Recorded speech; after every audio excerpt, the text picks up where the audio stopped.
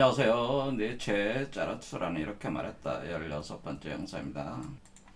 니체의 그 철학은 다양한 신화들로부터 영향을 받고 또 그 신화들의 그 상징 그리고 은유 비유 체계를 자신의 철학적 개념들로 적극적으로 활용하고 있기 때문에 이런 부분에서 익숙하지 않으신 분들은 그런 철학자들은 사실 니체 철학을 이해하기가 굉장히 어렵다 그런 것입니다. 특히 그 신화 중에서 디오니소스 자그레우스에 관련된 신화가 니체한테 엄청난 영향을 준 거로 이렇게 볼 수가 있는데요. 다양한 파편들로 구성이 되어 있지만은 그 기본적인 줄기는 기원전 6, 7세기의 그리스 지역에서 이제는 굉장히 번창했던 오르페우스 종교에서의 그 인류의 기원에 관련돼서 디오니소스 자그레우스 신화가 이제는 매칭이 된다고 하는 거죠. 이 부분이 니체에게 깊은 영향을 주었을 것이다. 이렇게 보시면 되겠습니다. 그래서 지난 영상에서 봤듯이 디오니소스 자그레우스는 그 제우스 천상의 그 제우스와 지옥의 여왕 페르세포네 사이에서 이제 태어난 자식이고 제우스는 디오니소스에게 차기 대권을 넘겨주려고 했다고 하는 거죠. 그런데 디오니소스가 그 어린아이로 이제 성장을 했을 때 헤라가 티타네스를 이제는 통해 가지고 티탄족 여성이 이제 디오니소스를 이제는 잡아서 이제 죽이게 되는 거죠. 몸을 다 해체를 해가지고 먹었다고 하는 거죠. 그래서 이제는 제우스가 그 티타네스를 번개로 쳐가지고 그 재로 만들었는데 그 재를 가지고 바로 프로메테우스가 인류를 창조를 했다고 하는 겁니다. 그래서 인류의 몸에는 티탄과 디오니소스의 피와 살이 섞여 있는 개념이 되는 거죠. 그래서 티탄이라고 하는 요소는 바로 대지의 요소라고 하는 거죠. 대지의 요소. 그러니까 땅의 요소, 지구의 요소다라고 하는 겁니다.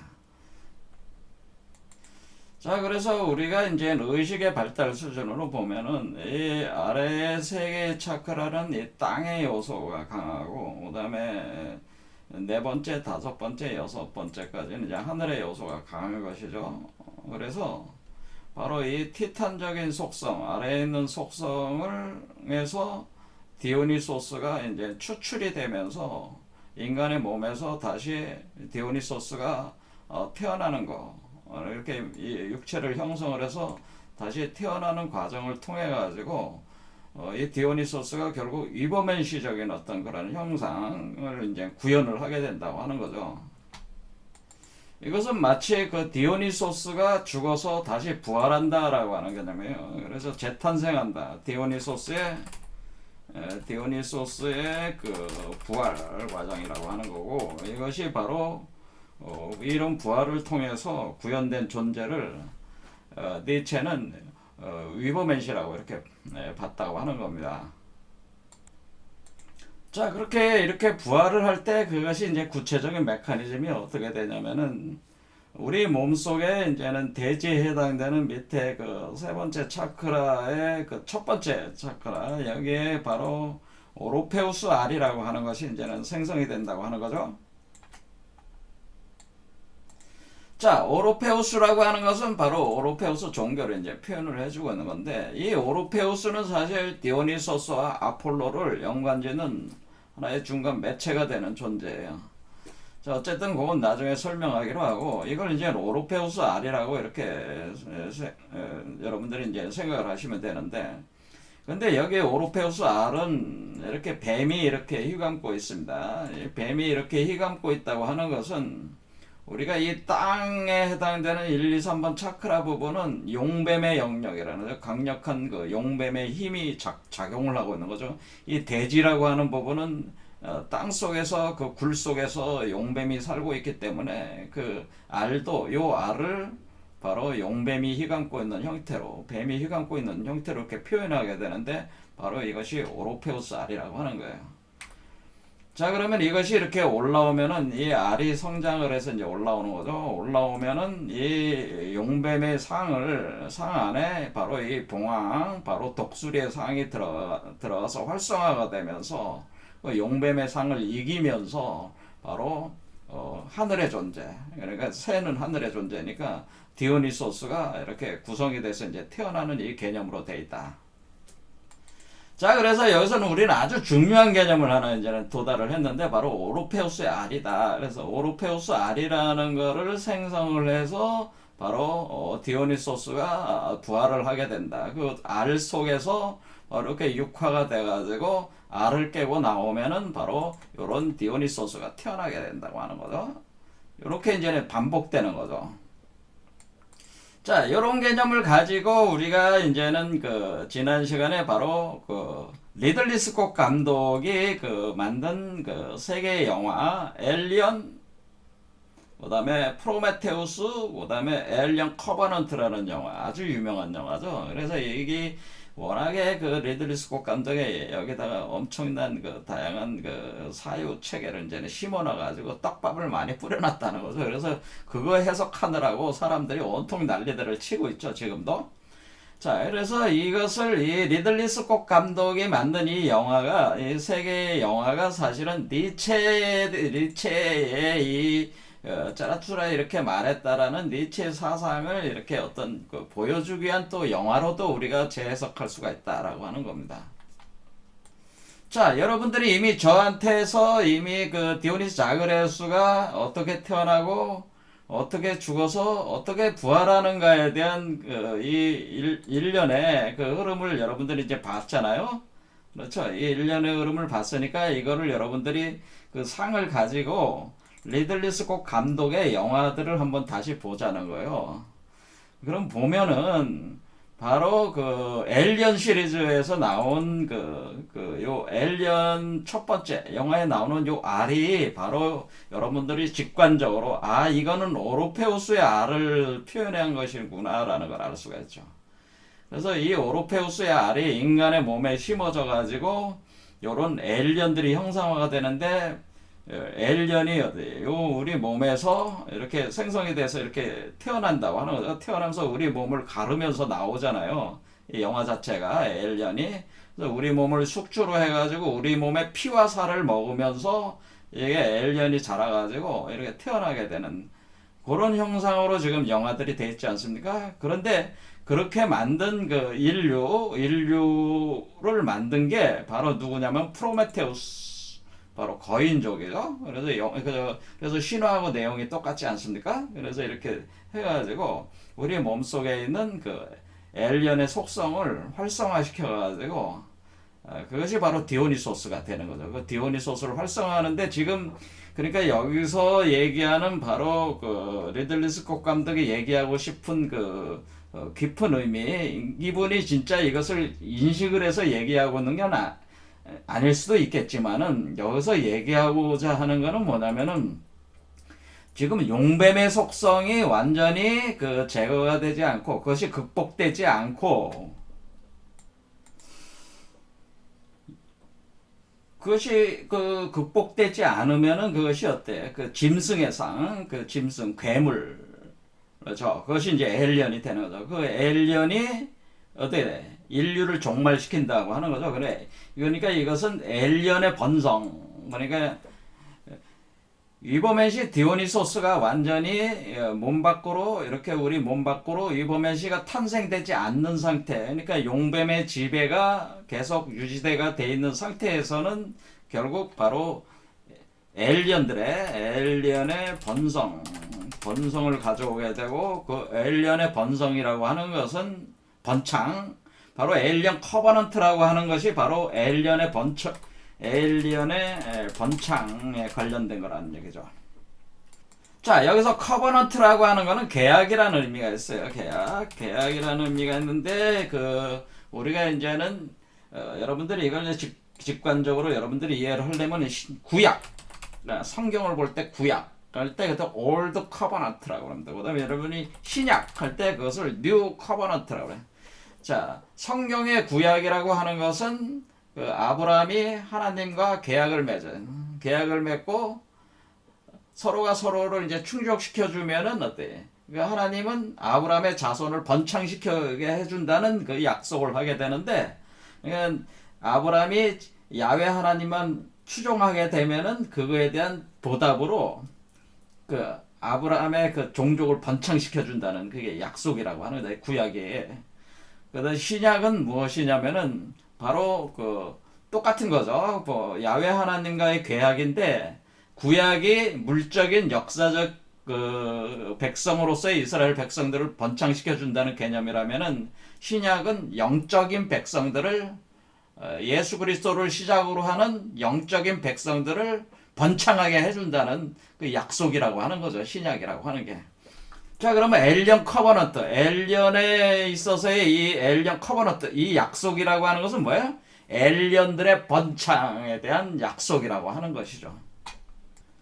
자, 그러면 엘리언들이 번창하게 되면 그 결과는 뭐예요? 인류 종말이 오는 거죠. 인류 종말의 대가로 엘리언들이 번창을 하게 되는데, 이 엘리언들은 미성숙된 디오니소스라고 하는, 이렇게 볼 수가 있겠습니다.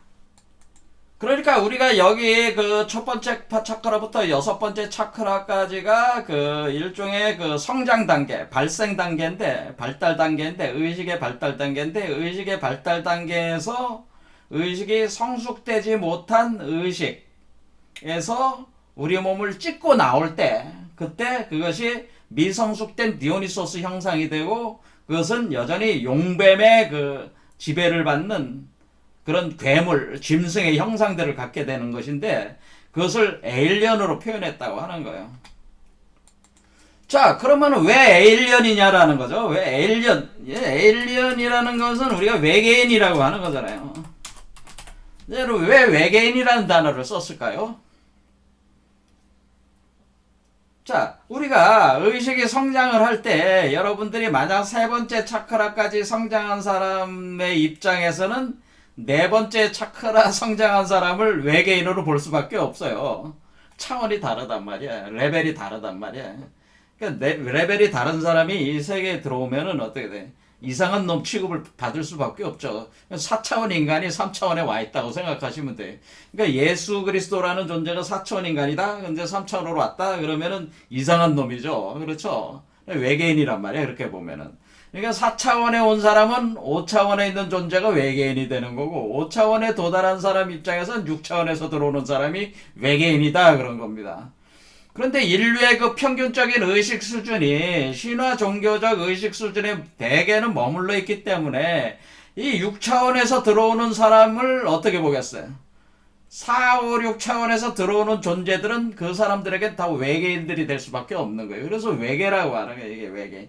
그래서 에일리언이라고 하는 것도 하나의 그 상징 비유 체계라고 볼 수가 있죠. 리들리 스콧이 감독이 얘기하는 에일리언은 진짜 외계인을 얘기한 게 아니고, 우리의 의식 수준의 그 감옥에 갇혀 있을 때 이 감옥 바깥에서 들어오는 존재들은 외계의 존재잖아요. 결국 자기 입장으로, 자기의 경험 체계와 사고 체계, 사유 체계의 입장으로 볼 때는 밖에서 들어오는 거기 때문에 외계인이다, 그런 개념이라는 거죠. 그런데 이 외계인들도 여섯 번째 차크라까지 다 넘어서 일곱 번째로 나가질 못한 외계인들이라면은, 요 상태에 온 외계인들이라면 뭐야? 여전히 그 미성숙된 디오니소스로서 더 강력한 사악하고 악마적인 짐승적인 괴물, 뱀이죠. 그 뱀이 짐승과 결합된 형태가, 그러니까 여기서 나오는 에일리언의 괴물의 형태는 바로 뱀 플러스 짐승이다 이거예요. 뱀 플러스 짐승의 형태를 가진 게 바로 그 에일리언이다, 이렇게 하는 거예요. 그리고 여기 나오는 에일리언들은 피가 어때요? 피가 에일리언의 피를 표현을 그걸 잘했어요. 에일리언의 피는 뭐야? 금속을 녹이잖아요. 이것은 우리가 이제는 기독교적인 개념으로 따지면 불과 유황이 끓는 연못물과 같은 혈액, 그런 혈액 상태를 갖는다는 거예요. 이때 상태 자체가 그 4번, 5번, 6번째, 6번 차크라까지 이렇게 변화가 일어날 때 우리 몸에 연금술적 변화가 일어나기 때문에, 이것은 엘리언의 피는 금속을 녹이는 용액, 이것을 비트리올 용액과 같은 피로 몸이 구성이 되어 있기 때문에 그런 거를 그 리들리 스콧 감독이 엄청나게 통찰력 있게 잘 표현한 것이에요. 그래서 사실은 리들리 스콧 감독의 영화들은 이 지금 디오니소스 자그레우스에 관련된 그 프로메테우스 인류 창조의 신화를 가져다가 현재 그 인류 상태와 절묘하게 조합을 해가지고 인류의 현재 그 의식 상태가 지금 우리가 그 인공지능을 만들어서 로봇을 만드는 것까지 우리가 이제 자라왔다 할지라도 그 상태에 계속 머물러 있는 한은 여전히 미성숙된 디오니소스이기 때문에 그때 그 상태에서는 괴물이 될 수밖에 없다고 하는 것을 사실 표현해 준 거란 말이에요. 그래서 리들리 스콧 감독이 최근에 이제는 자기가 직접 총감독 가진 거는 아니지만 이제 자문으로 나선 그 미디 시리즈가 있습니다. 그래서 그 Raised by Wolves라는 여기. 그래서 여기서 나오는 여성이 라미아라는 여성이 라미아. 요 여성이 이렇게 하체는 뱀이고 상체는 사람이란 말이 이게 메두사 같은 거죠. 에키드나 복희 여와의 여와 같은 형상이에요. 그러니까 밑에가 지금 몸이 뱀이잖아요. 그러니까 지금 인류가 사실은 어떤 상태냐면은 현재 인류 상태가 현재 인류는 라미아, 에키드나, 메두사, 여와 같은 상태라고 하는 거예요. 이게 지금 밑에가 이제 뱀이라고 하는 거지. 이해가 되시죠? 그래서 대지에 이렇게 연결되어 있는 그런 존재로서. 그런데 지금 여기 영화 자체가 여기 이 라미아로 표현되는 이 인공지능 로봇이 이것도 근데 요 몸에 안에서 인류를 이렇게 태어나게 한다고 이렇게 요게 바로 그 아이로 또 태어나잖아요. 이렇게. 그러니까 요런 개념들을 이렇게 섞어가지고 이제 영화를 만드는 거죠. 여기 뒤에 있는 거는 왜? 이게 생명나무야, 이게. 지식의 나무. 그리고 여기에 보면은 이게 뱀이 이렇게 태어나잖아요. 그래서 이 여자가, 이 라미아가 뱀을 태어나게 한다고요. 몸에서 뱀을 임신을 해가지고, 수태를 해가지고 뱀을 태어나게 하는 이 뱀이 지금 이렇게 키 감고 올라가고 있는 거란 말이에요. 그러니까 여기 이런 그 시리즈가 지금 현재 리들리 스콧 감독이 여기에 그 개념들을 이렇게 넣어가지고, 이렇게 나름대로 이렇게 구성하고 있는 영화들이 다 이 신화들의 그 감춰진 그 인류 변형에 대한 어떤 그 메커니즘을 차용을 하다가 이 영화들을 만들고 있는 겁니다. 자, 니체는 워낙에 그 감수성이 뛰어나신 분이에요. 그래서 이런 신화적 메커니즘 이렇게 이분이 이렇게 그 자료를 모아가지고 연구하고 탐구하면서 문헌학자로 성장해 나갈 때 거기서 굉장히 심오한 의미를 캐치를 해냈다는 거죠. 인간 진화에 대한 비밀을 알아냈다고 하는 겁니다. 그래서 그것을 그런데 이분밖에는 그걸 알지 못하니까 사람한테 설명해도 알 수가 없는 거야. 그러니까 그것을 그 일반적인 철학책으로도 이건 설명하기 어려우니까 그 철학책 자체가 일종의 문학 작품처럼 해가지고 이게 설명할 수밖에 없었다고 하는 겁니다. 자. 우리가 이제는 니체가 이제는 디오니스 아그레우스와 함께 또 중요하게 봤던 젊은 시절에 중요하게 봤던 존재가 바로 아폴로라고 하나요? 아폴로가 있습니다. 그래서 이 아폴로와 디오니소스의 그 어떤 그 디오니소스의 그 서로 상대적으로 비교를 하면서 이렇게 그 예술적 어떤 그 예술적 어떤 그 예술적 창조에 대한 그 일종의 예술 이론을 이제 만들게 되는데 그것이 이제 비극의 탄생이라는 책이라고 하는 거죠. 그런데 이것도 따지고 보면은 아폴로도 이 디오니소스와 깊은 관련이 될 수밖에 없어요. 이게 예술적 창조에 대한 문제를 이제 다루게 되는 거예요. 예, 그래서 우리가 예술이니까 이 아폴로는 왜 디오니소스와 관련이 되냐면은 여기에 이제는 디오니소스 신화에 있어서 한 부분이 뭐냐면은 파편 중에 하나는 해체된 디오니소스의 몸을 다시 붙여서 다시 이렇게 다시 붙여서 복원시킨 존재가 바로 아폴로라고 이렇게 돼 있단 말이에요. 그게 또 파편으로 이렇게 등장을 합니다. 그 신화의 파편으로. 자, 그러면 다시 붙여서 복원시켰다고 하는 건 뭐야? 디오니소스를 부활시킨 거죠. 디오니소스를 그래, 디오니소스를 부활시킨 존재가 바로 아폴로란 말이야. 자, 그러면 우리 여기서 뭐가 있는가요? 이게 아폴로는 일종의 다시 이렇게 부활을 시켰다는 것은 질서를 재구성을 해가지고 다시 질서화 시켰다는 거 아니야. 생명적 구조를 다시 만들었다는 거 아니에요. 그러니까 아폴로는 어떤 특성이 있는 거야? 아폴로는 그 질서 있는 우주 창조자라고 이렇게 볼 수 있죠. 질서 있는 질서 구조를 가진 하나의 생명 구조의 창조자. 이렇게 보는 거죠. 자, 그러면은 디오니소스는 어때? 디오니소스는 역으로 뭐예요? 그 창조된 생명이 어떻게 돼? 생명을 해체하는 자 개념. 그렇죠? 이건 디오니소스란 말이야. 그러니까 우리가 아폴로와 디오니소스는 어떤 창조물에 대해서 창조자와 파괴자 양 측면을 표현해주고 있다는 거죠. 아폴로는 그러니까 창조자, 아폴로는 창조자고 창조를 뜻하고, 디오니소스는 파괴적인 측면을 뜻하는 거죠. 해체 파괴를 뜻하는 거다. 이렇게 볼 수 있어요. 두 가지 특성이 있다.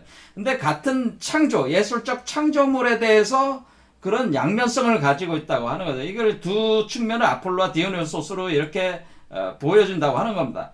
그럴 때 우리가 아폴로가 태양의 신이란 말이에요. 태양의 신. 그래서 제가 말씀을 드리기를, 우리가 지금 대지에서 이렇게 태양이 아래쪽에서 떠오르는 거, 이렇게 떠오르는 것이 우리의 의식이 성장해가는 거라고 그랬잖아요. 그래서 우리 의식이 성장해가는 의식 발달론으로 제가 설명을 했습니다. 자, 요거 보면은 결국에 여기서 우리가 의식이 요 아래쪽에서 이렇게 올라올 때 태양이 올라오는 거라고 그랬죠. 요 태양이 올라올 때에 우리가 신화적인 종교 단계를 넘어가면은 요게 우리 의식의 새벽이고, 여기 세 번째 차크라가, 네 번째 차크라가 우리 의식의 아침이라고 그랬습니다.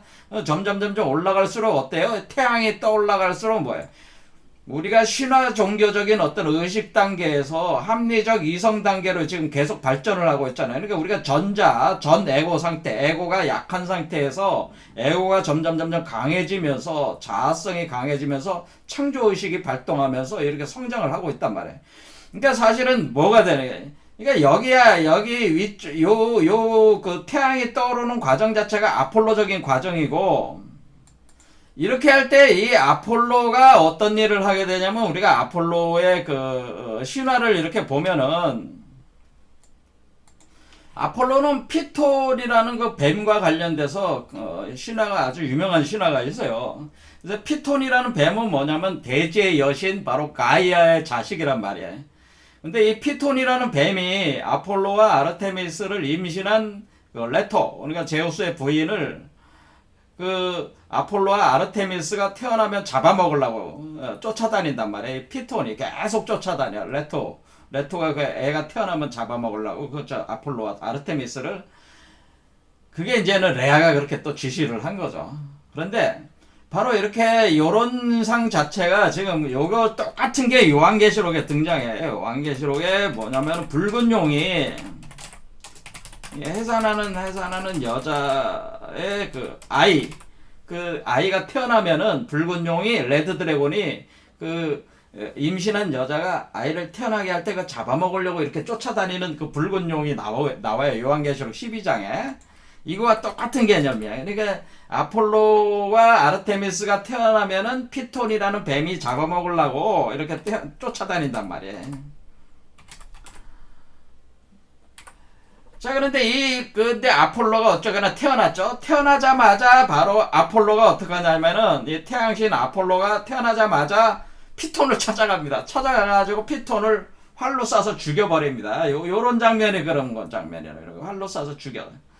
자, 그런 건 뭐예요? 제가 말씀드렸지, 우리가 뱀이라고 하는 거, 이 거대한 뱀이라고 하는 것은 대지적 속성, 우리 몸의 하부적인 특성을 얘기하는, 제가 그래서 이걸 궁의의 영역이라고 제가 그랬는데, 우리 한글로 따지고, 우리가 한민족의 신화로 따지면은, 우리 궁이라는 게 하늘궁자 궁이 해가지고 이 궁이라는 말 자체 궁의 궁은 하늘궁자지만은 이 궁자라는 말 자체가 요 아래 있는 궁이가 바로 구멍 속에 용뱀이 있다, 뱀이 있다는 뜻이 궁이라는 뜻이란 말이에요. 그러니까 요 궁이의 형상 자체가 지금 뭐야? 우리가 이미 예전에 봤지만은 요 모습 자체가 요런 메두사 같은 게 궁의 모습이란 말이에요. 메두사가 궁이야. 그러니까 어렵게 생각할 필요 없어요. 메두사 보는 우리 그 동양에서는 뭐 복희 여화예요. 여화가 이게 궁의 상이란 말이에요. 이게 궁이 그렇죠? 뱀이잖아 몸이. 머리는 막 뱀들이 이렇게 있잖아. 이게 궁의 상이란 말이야. 궁이. 그러니까 그러니까 우리 몸에 포태된 이 아이를 임신한 궁이가 이 아이를 임신한 거는 사실 마찬가지야. 그러니까 우리 인간에 있어서 그 뱀의 속성을 피톤이라는 요소로 상징화시켜가지고 아폴로가 죽이는 거잖아요.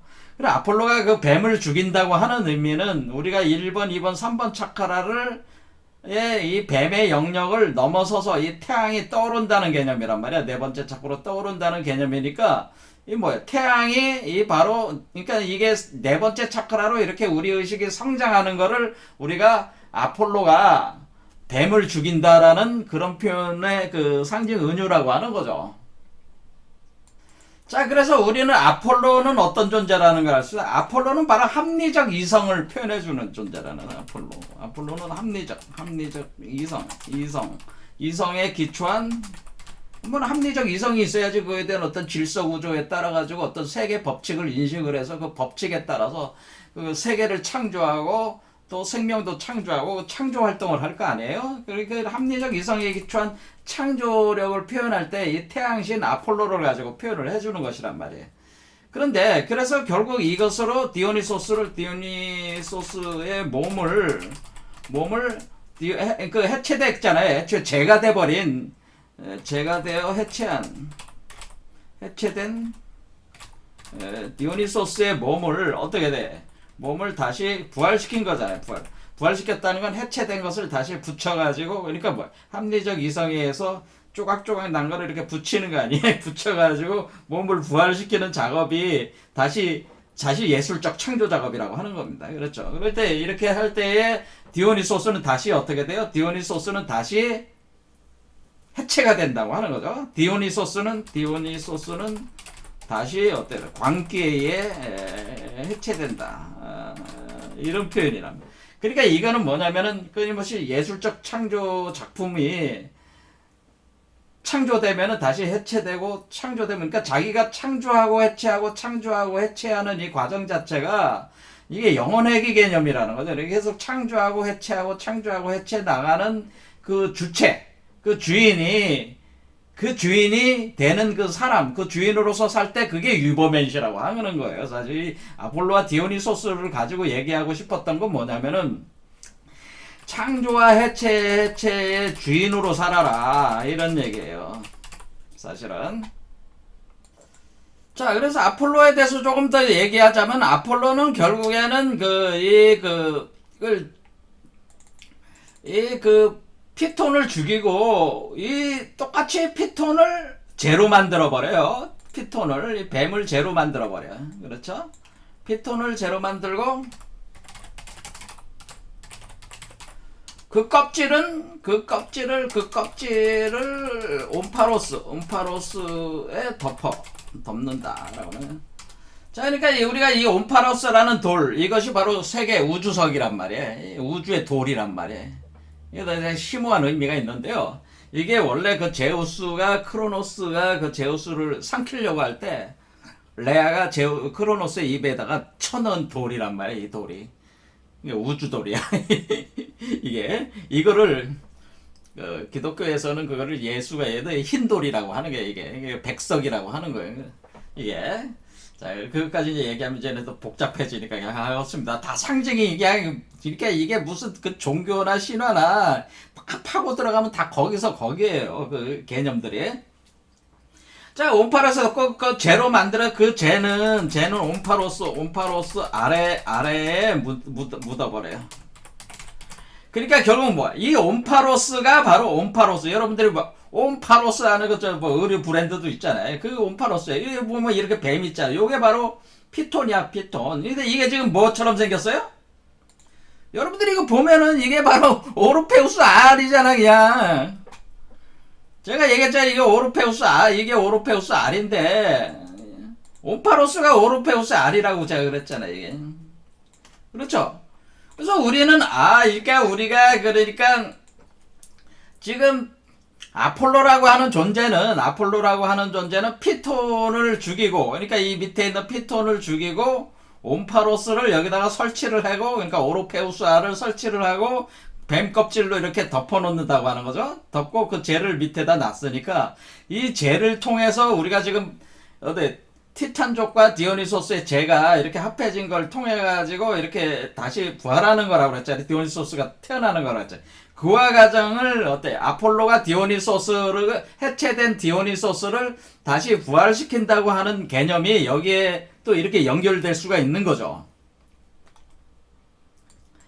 자, 그러니까 우리는 그리스 신화라고 하는 것이 여러분들이 이제는 그리스 신화를 점점 이제 깊이 이제는 이해를 하게 되면 뭐를 알게 되냐면은 어떤 신화를 딱딱 쪼개가지고 하나하나 이렇게 보는 거 가지고는 그리스 신화의 전모, 연결된 전모를 이해하기가 어렵대. 그래서 그리스 신화도 여러 개 쪼개진 그 개념들은 다 각자의 방면에서 이해한 신화적 개념들이기 때문에 그걸 전체적인 측면에서 짜맞춰서 이렇게 이해해 나가면은 그리스 신화 자체 전체가 사실은 뭐냐면 인간의 그 진화의 비밀을 푸는 하나의 레파토리들로 구성이 되어 있다는 거 하는 걸 알 수가 있어요. 그리스 신화들이. 그래서 우리 그 인류가 지금 어떤 식이 되었냐면 태고의 존재, 바로 그런 존재, 원시적 단계에서 마법적 단계로 온 뒤에 신화적 단계로 오고 종교적 단계로 들어가는 거잖아요. 그렇게 할 때 우린 그 신화적, 종교적 어떤 스타일의 그 다양한 레파토리라고 하는 것은 사실은 인류의 그 상승 진화에 대한 그 내용들로 그런 개념으로 신화적 이야기들로 종교적 이야기들로 그렇게 구성을 해낸 거라는 거죠. 그러니까 그것 자체가, 그러니까 그것을 이제 우리가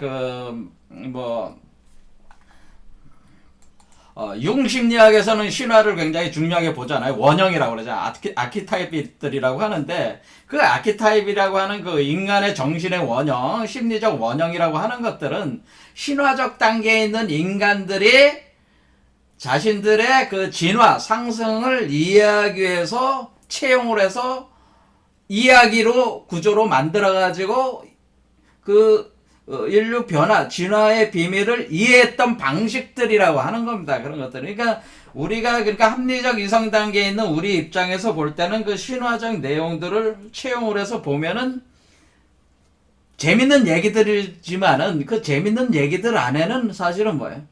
그 인류의 진화의 그 메커니즘이 다 거기에 안에 있다는 거야. 그래서 우리는 어때? 지금 니체가 그런 합리적 이성 단계에서 지금 보니까 다 보여. 신화 내용들이. 그래서 그걸 채용을 해가지고 신화적, 종교적 단계에 아직 머물러 있는 사람들을 위해서 그 철학적 사유체계로 만들어가지고 이렇게 행그에 바로 이 지금 니체의 철학이라고 하는 거야. 그런데 대부분의 철학가들은 이런 신화 종교적 단계에 대한 깊은 이해가 없이 붕 떠가지고 위에 있는 그 이성적인 단계만 가지고 어떻게 머리로 짜가지고 이렇게 철학을 하고 있기 때문에 니체를 이해할 수가 없는 거죠, 이게. 자, 그러면 우리가 아폴로적인 속성도 뭐예요? 아폴로적 속성도 우리 안에 있는 거죠. 우리 안에 있는 의식의 발전 과정이 아폴로적 속성이, 우리가 우리 안에 있는 그 자아의식이 아폴로라고 생각하면 그게 태양이라고 하는 요소가 우리 안에 있는 자아의식이라고 생각하시면 돼요. 그 자아의식이 떠올라가지고 좀 올라가고 있는 그것이 바로 아폴로가 어디 따로 있는 게 아니라 아폴로도 내 안에 있고 디오니소스도 내 안에 있다고 하는 거죠. 그러니까 나는 사실은 어떤 존재냐면은 아폴로도 내 안에 있고 디오니소스도 내 안에 있는 그래서 내 안에서의 운명을 창조하면서, 그러니까 운명을 창조하고 파괴하면서 존재하는 그 특성들을 나타낸다고 하는 겁니다.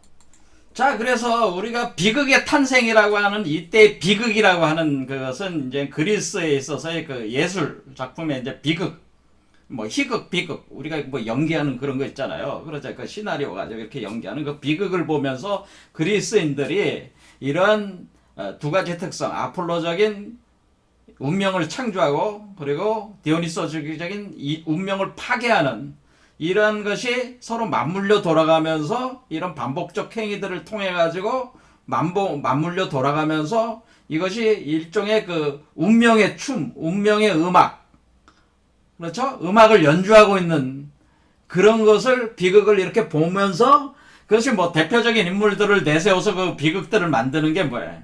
여러분들이 뭐 시집 유명한 사람이 그 누가 있어요? 오이디푸스라든가 오이디푸스 그다음에 뭐 아킬레우스 그리스 영웅들 있잖아요. 수많은 영웅들 오디세우스, 그다음 프로메테우스 이 관련된 그 많은 그 영웅들 그리스 영웅들의 그 삶을 이렇게 그리스 비극적인 작품으로 만들면서 그 영웅적인 그 영웅들도 자신들의 운명을 강제됐을 수도 있고, 그렇죠? 자기가 선택하지 않은 운명이 대부분이란 말이에요. 영웅들도. 헤라클레스도 마찬가지잖아요.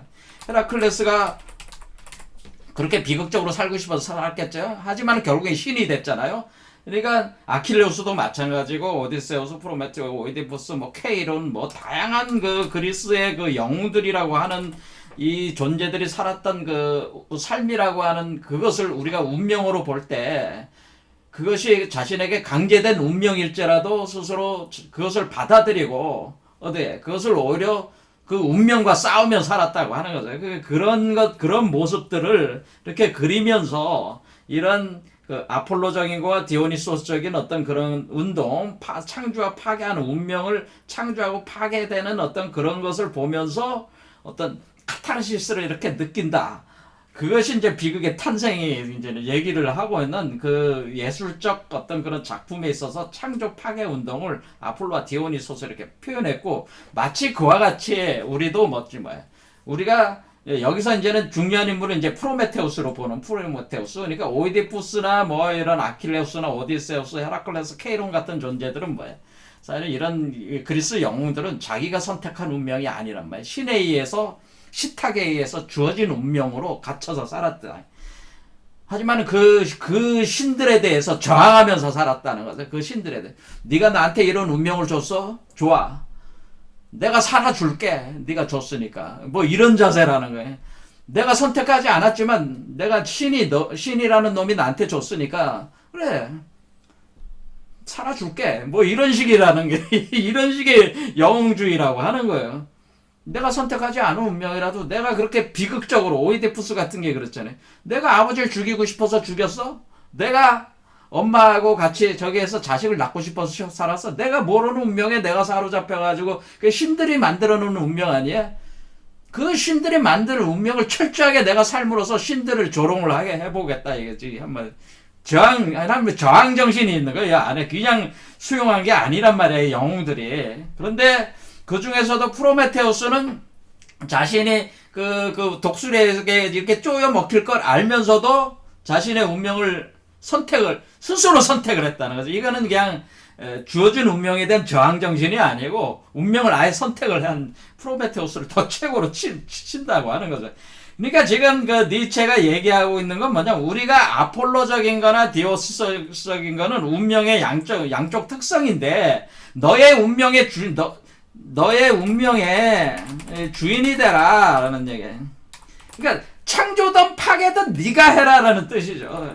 그런 프로메테우스와 같은 너는 너의 운명의 주인이다라는 거예요. 이게 다른 의미에서 너는 너의 운명의 주인으로 사는 그 모습이 위법면시의 모습이라고 하는 것이다 이런 얘기죠. 자, 그래서 우리는 여기서 이제는 그 니체가 그 그러니까 이게 상당히 인간 중심주의예요. 인간주의. 신이라는 건 신이 내한테 어떤 그런 운명을 제안을 했다? 그러니까 다 개 같은 소리고 내가 내 운명을 선택할 거야.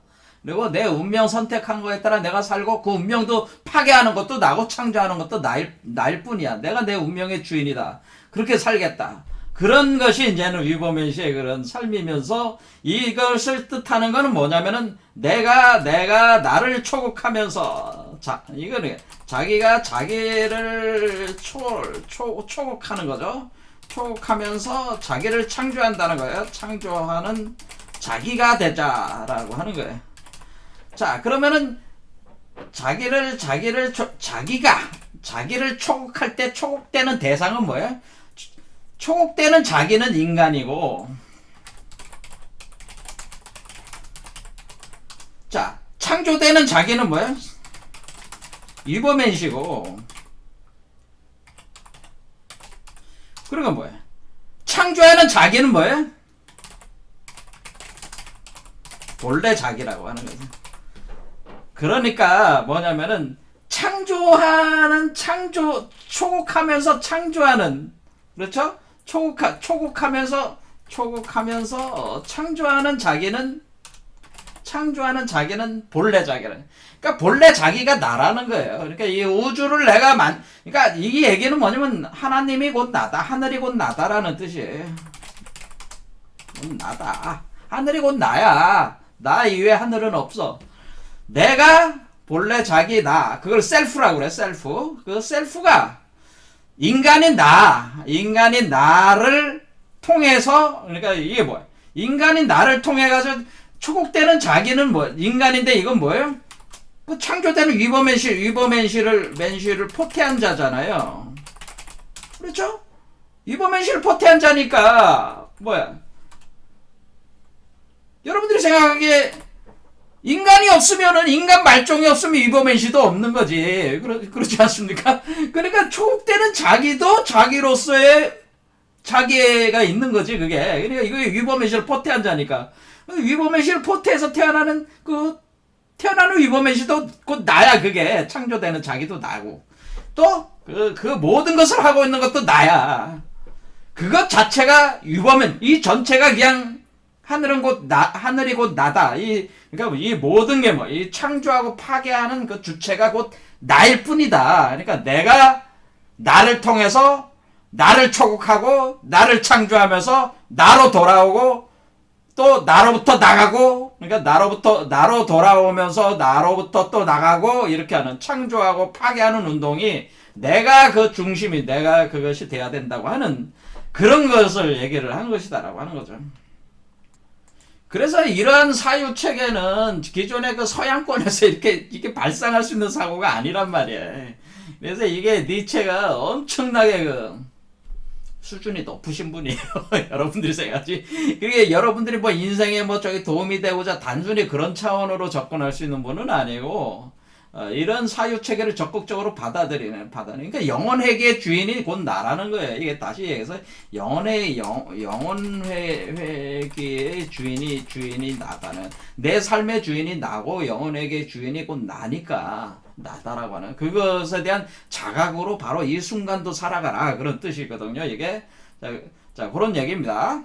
자, 요런 언명들은 이제 철학적인 언명들이고, 우리가 구체적으로 일단은 이렇게 말은 쉽게 했지만 결국 나를 창조하고 나를 파괴하는 건 우리 구체적인 삶 속에서 일어나고 있는 일들이잖아요. 할 때 우리가 니체가 이런 어떤 신화적 메커니즘을 통해 가지고 그것을 사유 체계를 통해 가지고 설명을 하려고 했다는 거예요. 우리 안에서 어떻게 창조되고 어떻게 되고 우리가 이런 문제들을 이렇게 다 이렇게 분석을 해 가지고 자기의 사유 체계를 이렇게 만들었다, 이런 겁니다. 그래서 이제 마지막으로 보면 결국에는 이 오르페우스, 다시 이제 오르페우스가 누구냐라는, 오르페우스가 바로 아폴로의 아들입니다. 오르페우스. 아폴로의 아들인데, 그런데 이 오르페우스는 바로 디오니소스처럼 찢어 발겨져서 죽음을 맞는다는 게. 자, 그러니까 우리가 지금 오르페우스는 합리적 창조성의 대변자인 아폴로의 아들이야. 근데 아들이에요. 그런데 그래서 아폴로를 찬양을 하죠. 하지만은 디오니소스를 추종하던 그 메나스라는 여성들에 의해서 찢어발겨져 죽어. 이건 뭐야? 다시 디오니소스처럼 해체되는 거죠. 그래서 이 오르페우스는 지옥에 가서 다시 올라온 자예요. 지옥에서 올라온 자. 너 똑같이 지옥에 갔다가 다시 또 올라오는. 그렇죠? 지금 우리 몸속에 이렇게 올라오는 과정이 지옥의 여왕을 통해서 올라오는 거죠. 그렇죠? 자, 페르세폰을 만나가 이렇게 올라오는 거예요. 오르페우스가. 그래서 또 죽어. 오르페우스가 죽어서 다시 가. 그러면서 아폴로적인 창조, 디오니소스적인 찢김. 그러니까 사실은 뭐예요? 오르페우스라고 하는 존재 자체가 아폴로와 디오니소스를 연결하는 키, 열쇠라고 하는 거죠. 그게 하나의 골이라는 거예요. 오르페우스가. 그러면서 오르페우스가 바로 음악의 신이다라고 해요. 자, 그래서 우리는 여기서 이제는 결론에 이제 도달을 한 거예요. 자, 우리는 오르페우스와 같은 삶을 살아야 된다고 하는 거예요. 음악. 그러니까 우리가 아폴로적인 예술품은 주로 조각품 또는 화가, 그림을 주로 많이 생각을 하는데, 니체는 뭐냐면 그런 거보다 음악이라고 하는 것을 굉장히 더 높은 예술적 그걸로 봤어요. 그러니까 그 얘기는 뭐냐면 우리가 창조와 파괴라고 하는 그 음악을 연주를 하는 자와 같다. 그렇게 보는 거예요. 그래서 오르페우스가 그와 같은 모델이란 말이에요, 사실은. 그래서 아폴로의 아들로서 합리성에 대변하는 존재로서의 아들로서 죽고 찢어발겨져서 죽어서 다시 지옥으로 들어가서 다시 태어나면은 또 태어나는 거야. 이게 이 오르페우스, 그러면서 음악을 리라를 연주하는, 창조와 파괴의 음악을 연주하는 자로서의 오르페우스가 되는 거죠. 그래서 오르페우스 교가 그냥 이렇게 된 게 아니고 요런 이치가 있기 때문에 오르페우스 교가 되지 않았나 저는 생각을 합니다. 어쨌든 아폴로적인 것과 디오니소스적인 거를 융합시켜 놓은 존재가 사실은 오르페우스라고 이렇게 볼 수가 있겠습니다. 자, 제가 그러니까 말씀드리는데 잘 이해가 됐는지 모르겠습니다. 자, 니체의 사유. 자, 다음 시간에 또 해보겠습니다. 오늘 여기까지.